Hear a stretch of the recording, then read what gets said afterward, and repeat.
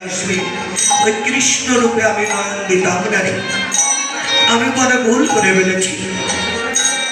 তা যাই হোক, সারা জীবন করে দুঃখের বোঝা মাথায় করে আমাকে বয়ে বেড়াতে হবে। ললিতা বলছে, রাধে না না, এমন কথা তুই বলিস না। দুঃখ জীবনে আসে কিন্তু স্থায়ী ভাবে জীবনে থাকেও না।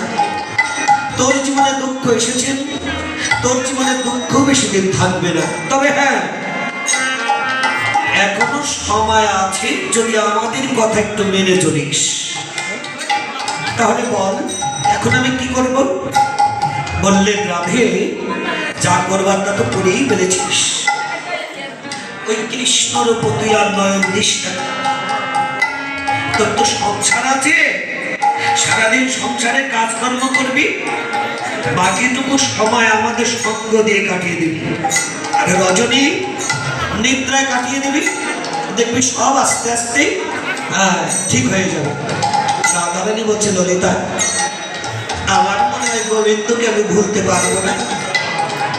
কেন জানিস? সারাদিন কাজকর্ম করে দিন কেটে যায়, কিন্তু রজনীতে যখন আমি শয়নে যাই তখন গোবিন্দকে আর আমি ভুলতে পারি না। যদি নয়ন মনে থাকি, অন্তরে আমি গোবিন্দ দেখি, আমার নয়নও মেলে দেখি সব।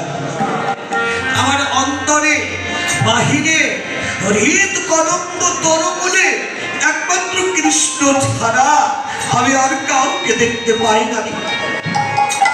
ললিতা, তাহলে কি করে আমি গোবিন্দকে ভুলে থাকবো?